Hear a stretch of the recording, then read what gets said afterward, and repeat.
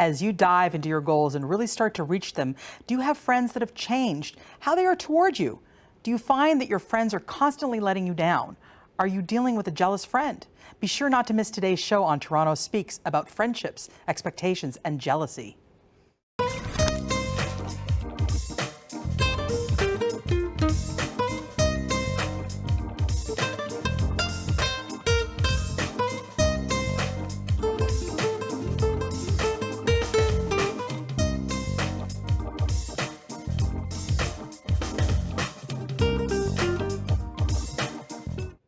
Welcome to Toronto Speaks Relationships. I'm your host, Victoria Lorient-Faibish. I'm a registered psychotherapist, author, and speaker. I have written 2 books. One is called Find Your Self-Culture, Moving from Depression and Anxiety to Monumental Self-Acceptance, and Connecting, Rewire Your Relationship Culture. Tonight, we are discussing friendships, expectations, and jealousy. Oh my! I have the pleasure of welcoming 2 awesome people. Pamela Sylvan, who is a Mojo maker specializing in extreme empowerment and high energy PR services, and Sylvina Etchegoyen, who is one of my enduring friends and a conscious marketer. Having appropriate expectations is a key factor in healthy friendships. Sometimes we have A expectations of our C friends, which lands us feeling constantly disappointed. It is very common to many of us to be codependent, in which our self-esteem seems to rise and fall based on how others are behaving. This plays a major role and a major part in friendship issues, taking things too personally, etc. Pamela and Sylvina, tell me what you think is the most important thing that people should know to make a friendship healthy. Hi. Hi. Great to see you both. Great to be here. I mean, you're a dear friend of mine, and you're an awesome inspirer of people, and you work with, coaching friendships. Tell me what each of you think is the most important thing in friendships, in the friendship world, to make sure that it's healthy. Go for it. Well, I know we're talking expectations tonight, and I think it's actually knowing expectations exist going into the friendships. I think sometimes we hear the word friend and we know what that means, and we really don't know. So awareness, to me, it's really about sound, extreme awareness. So what kind of awareness are we looking at? What exactly do people need to be aware of in the world of friendships? Well, what does a friend mean? I mean, we think we know, and I think that's the first thing that gets us in trouble, what we think we know. So we have this bias around the word friend. Right. And I think we need to sort of clear that up as we grow older, as we climb that ladder of success. What does it actually mean, and how do I need it to be? So as you're going towards your goals, how do you need your friends to be, and what does friendship actually mean to you is what's important. Absolutely. Awareness of that understanding for yourself. Absolutely. Okay. And Silvina, dear friend of mine, you're an extremely wise person in my world, and I want to know what it is that you think makes for healthy friendships. I think 2 things. Yes. One is courage and an awareness of codependency, of staying yourself, your own, not falling into that you make me or you did this to me and so on, maintaining your self-power and your own with whatever's going on to the individual. So what do you mean by courage? Tell me a little bit more about what do we need Courage, to be courageous? Courage to have those talks. My sister likes to call them courage talks and courageous talks, in that when you have something to say, you don't fear, you feel that comfortable to be able to share with your friends, whether it's something intimate or not, but to have that freedom and to not be afraid, to be intimate and honest with your friend. Don't bury it. Don't bury it. Yeah, that's right. Don't and bury be truthful. it. And really have the courage to tackle the tough topics with your good friends. Now, would you say that it's with everybody, every friend, or just certain friends, certain key friends? Would you do that, or with all your friends? I think with all relationships and with all friends. I think with your friends it's a little easier, right? With that comfort level, but it's sometimes harder because you don't want to hurt that individual because they are special to you. Whereas someone that isn't as intimate, that hurt factor isn't as prominent. Right. So I think when you are with a friend, that level of respect and courage, and you say, no, I'm going to say this, even though you're thinking it in your head. To have that comfort level to speak your mind, and trust that your friend will be there and accept you and not judge you for it. I think that these are really, really good points. And for me, I would say adding to that, those 2 really excellent points would be at any given time in a relationship, I think we're either contributing to the mess or contributing to the cleanup. So taking personal responsibility for what you're bringing to the table in a thing, whatever that is. And especially in good friendships, because we tend to sometimes take each other for granted, I think, in good friendships. And I really recommend not doing that. I think it's a precious thing to have a good friend. And it's so important in my view, and I think in both of your views, to really, really be treasuring those people, and taking responsibility for yourself is an act of treasuring the other person, I think. Well, exactly. It's like any other relationship we have in our life, whether it be one with our spouses or our children. The friendships that we have or hold dear, we have to also be conscious. I use that word again only because, as you say, we take them for granted. They're going to be our best girl, do our thing. We call them up when we're in trouble. Yet there's still some work to do, especially as you're getting busy and they're feeling neglected. So that's something interesting that I want to sort of tackle, this notion of when we are moving toward our goals, we're getting busy, we've got, lots of new projects, and friends maybe get a little bit hurt or a little bit feeling neglected, left out. Tell me a little bit about what you want to say about that, because I know you and I have had some interesting conversations about that. I think the relationship to tune into first around that, which you were able to help me with, Victoria, is the relationship with self. Right. And understanding where I'm emanating from and what vibes I'm giving out around that and what's going on through my head, because what's in my head may not be what's going on for real.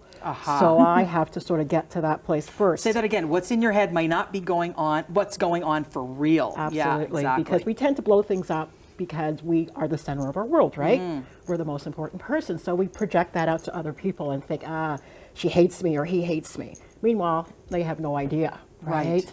So it's really about getting that relationship going with self, and then going to that person or that one person. I don't know about you ladies, but I have this sort of concentric circle of people. That's right. And depending on where you are in the circle depends on what kind of time, energy that I give to it, based on my level of need and their level of need to it. One, in my first book, Find Your Self Culture, I talk a little bit about the concentric circle piece: A friends, B friends, C friends, D friends, and E friends. And for me, it's more not about how much time you're going to spend, but what each circle means, how much of an expectation I'm going to have. So I ask clients and people to get really clear, do a sort of a list of all your friends and place them appropriately in the group that you think they need to be. So A people, your life and death people, people that are going to be there for you at the hospital or, those life events. B people, really great friends, but maybe, not as close as the A people. C are beloved and wonderful, party friends, acquaintances. D are obligation people, boss's wife, I don't know, so, it's like, gotta be nice, and then E, people who, I don't believe that amputation is something that we should just do summarily. I believe that we can downgrade them in terms of our expectations. What do you think about this notion? And those levels are sort of levels of filter. Like with your friends, your intimate friends, my filter, and that's one of the things that are precious about friends. Yes. Because even with my child and my partner, there has to be some form of filter. Oh, so the closer you are to the center, the closer you are, the less filter. filter. With you and I, there's no filter. We can be that safety of ourselves. With my partner, I have to make sure that I'm not, saying this to hurt his feelings and so on, or my daughter, whether I'm, impacting her a certain way and so on. But with you, there's that no filter, that freedom to just be. Right. And so those are the levels. I think that the farther the level, the bigger the filter. So what we have is 3 different categories we're looking at. Your filters, the different filter system, and I love how much time I'm going to spend with you. And for me, it's about expectations. And I think the viewers can kind of bring all 3 as they're categorizing their friends, where to put their friends in the appropriate category. And I think it's a really incredibly freeing experience to be really clear about where your friends are in your life. That way you're not having, A expectations of a C person. Because really, you know what? The C people are fabulous, but you don't need to be counting on them for your life and death stuff. That's not appropriate. And it's not fair to them either, Exactly. because they don't know how to be, and when something happens or there's a breakdown in communication, they didn't know that that's who they were supposed to be for you. So it's letting everybody know, not necessarily saying, hey, I'm assigning you B. And you're No, you don't need to let them know it's for you. It's only information for you, I would say. What do you think about the notion of expecting people to be just like you.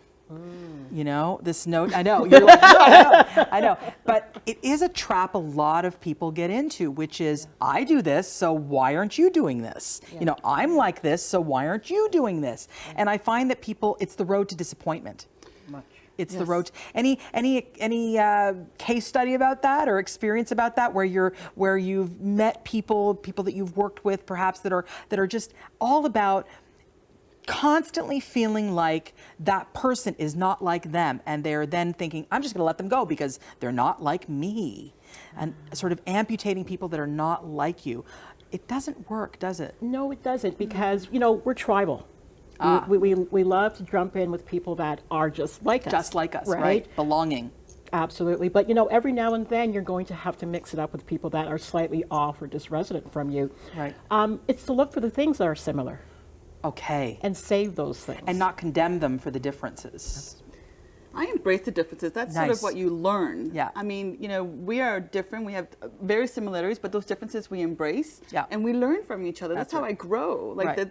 the more difference I see, whether it's because of you or in spite of you, Right. That's a moment of growth, an opportunity to go, okay, why is that sitting with me, right or wrong? Right. And that self-reflection, rather than making that person. I mean, we're have to different, change, you and right? I, but Yes, we're very. so close. So it's this amazing thing that says, wow, we're so different, but yet we are absolutely resonating with one another, because the one thing that's similar, I mean, we're so different, but the one thing that's similar is we have profound respect for one another and for ourselves. So that is a piece that keeps us glued in many, many ways. And when you talk about friendships as people are moving up into their goals, I want to talk a little bit now about the notion of feeling like a friend might be jealous, the jealousy piece. Any experiences around that, or something to share to the table on that? You know, when I saw the name of the show, and I said, uh-oh. I'm going to have to speak to that. Okay. Because other people will hear that. Because usually when you use the word jealousy or envy, it's one of those really highly private conversations that you and your best other will have, not sort of in a public forum about that. Right. We never want to attribute jealousy or envy to ourselves or other people on purpose. It happens. Yes. And one of the biggest problems is that whole envy piece. And it's a conversation to be had, but it's a hard one if the envy is coming from the outside. Nobody wants to have that conversation. You have to manage. So you have to manage, but do you have that conversation with the other person?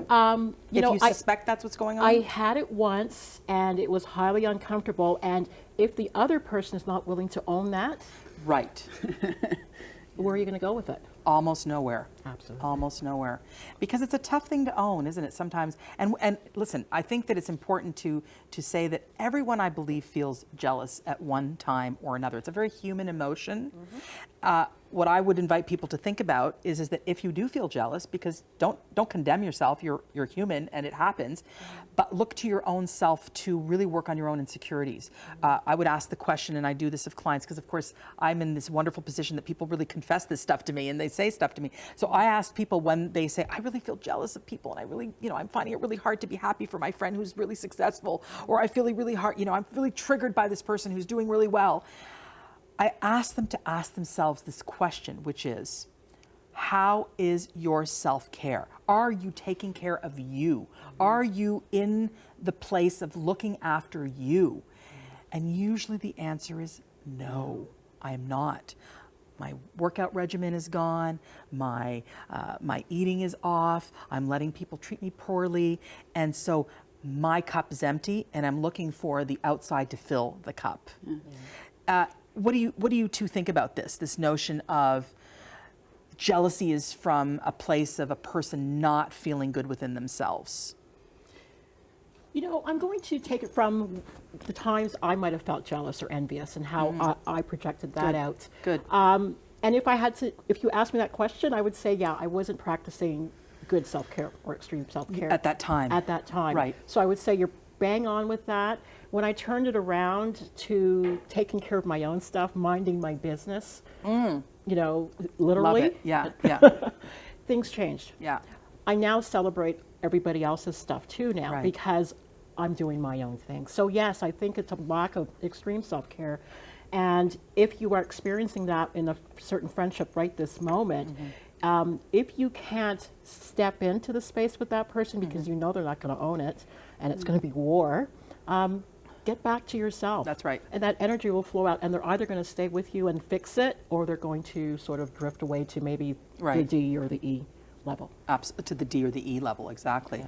And jealousy can sort of seem or deceiving in the sense that because it's exterior, you're jealous of someone else, but ultimately that's always an internal situation. Exactly. So whenever you start looking at someone else, and that feeling, even though it's deceiving because it's about someone else, but it's always about yourself. Right. And so when you take attention to go, okay, wait, why am I feeling this? It has nothing to do with that person. This is all about myself. Right. And so rather than looking at that person and diving into deeper, you got to look at yourself and say, lean into yourself. When in doubt, lean into Always. yourself. When you're looking out, you're usually Grab the going mirror. to, yeah, exactly. Grab the mirror. Grab the mirror. Look at yourself and going, what am I contributing to this experience? You know, somebody really threw a bucket of cold water on me, not literally, but really with their words, and said, okay, you're jealous of that. Do you really want to go do that? No. But what are you the thing jealous? that oh, I see. I gotcha. So what is it you're actually jealous of? You're jealous of the fact that they're taking action and you're not. Aha. Ooh, I like that. You're jealous of the fact that they're taking action and you're not. And so then the conversation needs to be, why am I not taking action? Absolutely. Right. So the responsibility came back to me. To you, exactly. And the notion of jealousy is when a person is usually jealous, they're just not loving themselves. And the self-love needs to just come on back. And people say to me, you know, how can I love myself? And you know, self-esteem, you know, rising and falling based on other people's tones or treatment. Or looks. Or looks, how someone looks at you, exactly. Bring it forward. That's where that fearless comes in. Because it's not about just fearless with someone else, being fearless with yourself and that honesty. Fearless with yourself. Exactly. That honesty. That is, you know, I invite people to be really fearless with themselves. Yeah. As we're starting to hit the tail end, the last 10 minutes of our show, I really want you both to share with our viewers really key pieces for them to navigate as they become sort of more themselves, more successful, more, you know, as people, and they're coping with people having that jealousy piece. What's the number one thing you think somebody needs to do? Pamela. Celebrate their small wins. You know, we're waiting for the big goal, the big payoff, and it might be years down the road. Celebrate your small, what did you say? Yes. Small wins. Small wins. Love it. You know, because if the big win for you is 5 years or 10 years down the road and your best buddies are getting their stuff now, problem. You know, some days I celebrate the fact that I put on my gym clothes. Yay. Yeah. Yay. Good job. Exactly. Celebrate your small wins. I love that. Absolutely. And catalog them so you can go back and see that you're making some headroads too. Right. You know, and then one day when you look back, it's like, look at all the stuff I've done, and and there's the big mountain I climbed. Yeah. But I'm not just waiting to celebrate who I am until that big mountain win comes. Most people are waiting. So don't wait, celebrate your small wins. I love it. How about yourself? What do you think a key one is? Empathy. Empathy for yourself and the other. Right. And whichever side you're coming out of, whether the friend that's being jealous or the one that's being jealous of. Be empathy. kind to yourself. Kind to the friend and to yourself right. and to yourself. That empathy for whatever negative emotion, you have to find that empathy. So that really transforms an experience right away. I mean, when we're in that kind of combative, defensive place, there is no empathy. There is just that amygdala, which is that at the back of our brain, that fight-flight response. It's just it's really fast. It's 1/38 of a second. It's boom. So calm that down and turn it around and experience empathy. Absolutely. And I would say for me, when people are jealous, I think that the key thing is visualization. Visualize the two people coming together in peace. I like saying the words, may this work out best for all concerned. I like that as a mantra. May this work out best for all concerned. And because, you know, we can't control how other people are and we can't control their emotions, but what we can control is our own attitude and our own being. And it's not easy, but we can, can. So. And that's what we're responsible for, exactly. Ultimately, that's right. all we're responsible for. Exactly. So it's all about visualizing them, us and them, coming together in a peaceful, well way, saying the mantra, may this work out for all concerned. I think it's a powerful thing. You know, I just want to sort of begin the wrap with the notion of amputation. Just want to talk about amputation real quick. That people say, oh, they're not nice to me. That's it. They're out. That's it. It's over. It's finished. I want to invite people to consider the notion that amputation should be reserved just for the very, very toxic, the very, very abusive. You can learn so much from someone you're uncomfortable with. You know, and take that as an opportunity for growth and transformation. What do you think about that? Just quick on the amputation piece. That's that moment where you self-reflect and go, what? And that's where you're going to learn about yourself. Right. Right. And again, don't make it about the other person, yourself. Make it about yourself. What do you think about amputation? So does that mean I have to go get those 900 Facebook friends I got rid of? Oh, yeah, because you dumped all those Facebook friends. But you did that as a marketing thing, which I totally appreciate, you know, cleaning the slate a little bit. Oh, no. But no, in personal relationships, the amputation, what do you think about that? I'm in favor if it's going against you and your physical self and your emotional well-being. Okay. Absolutely gone. If there's room for growth and learning still, consider it. Become a relationship wizard, practice alchemy. I love that. Practice alchemy, become a relationship wizard. I love that. And I would say surround yourself with the cheerleaders and with the people who are, you know, excited for you.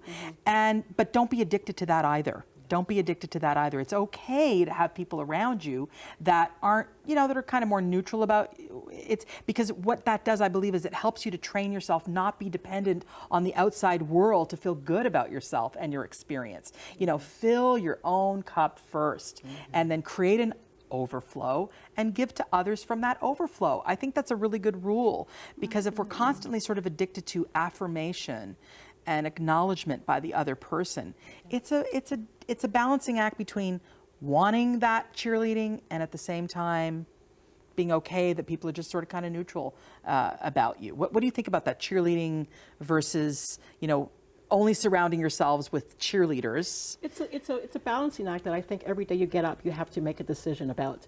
I know I do. In every place I move in my business and in my personal life, when I find myself leaning too much towards the accolades, it's like, oh, you're getting into that trap again. Back off. Okay.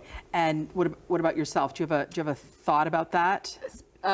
I lost it. I'm sorry. No problem. I was focused on what she was saying. Yes, exactly. No, that's awesome. That was really good. Yeah, that was really good. The notion of, you know, only surrounding yourself with cheerleaders. I think that can be dicey territory. Yes. And you want the cheerleaders, but you don't only want the cheerleaders. And not everybody's always going to be the cheerleader. So I mean, your friends and what you have, that sort of energy is just one aspect. Right. Everything is going to be around you, whether it's cheerleading or inspiring or not, or getting you to settle down or pump up. But that's what all the different friends are for, and all those different uses. If you have everything the same, it's going to be very boring. Be open to learning from what people are offering. Essentially, when people are offering you themselves, their being, be open to taking what it is that's on offer. Yes, and different experiences. Different experiences. It doesn't all have to be pretty. And it doesn't all have to be just, you know, pro you. One of beautiful person I know says, I really have trouble with criticism, with friends, you know, giving me feedback. And what do you think about that? Just the thing about people giving you criticism or giving you feedback about you. What's your thought on that? Well, I usually preface it and say, you know what, I need you to give me some feedback, but here are the parameters. Like, don't drag me through the mud and stomp on my head. Okay. So you're giving them, you actually are saying, listen, you're going to give me the feedback, but give it to me in a way that is not brutal. Yeah, and I'm looking for feedback in these areas. Yeah. Right? You know, if I'm asking for feedback on my cooking, don't talk about my hair. Right. Excellent. Yeah. Thing, so I also am a big fan of, when you're sharing with a friend, preface it with, I just want to vent right now. I don't need you to solve my problems. You know, I don't need you to tell me how to fix my issues. Right now, all I want is someone to listen to me. Can you do that for me right now? And really preface, ask for what you need, draw the right boundary, ask for what you need, be courageous enough. Because some people are, you know, they want to find solutions. It is courageous, absolutely. Well, when you say to someone, you know, especially when you are asking for opinions, sometimes it can get blurry with a judgment or a perspective that isn't necessarily necessarily their entire awareness of the entire So situation. boundaries on that. Boundaries, and, Yes. and understand that when a friend, and be, that's that courageous conversation when someone says, give me your opinion, and they're giving it, and you start hearing something that becomes a judgment and so on, to say, whoa, wait a minute, help me out here. This is what I'm looking for, not that. Yeah, own your triggers in a Yes. conversation. I'm feeling triggered right now. I'm feeling triggered right now. And then usually in a good friendship, they are going to probably honor your tender heart. Empathy comes in. Empathy comes in, but have the courage, once again, to say, I'm feeling triggered right now, and you need to tread a little softly.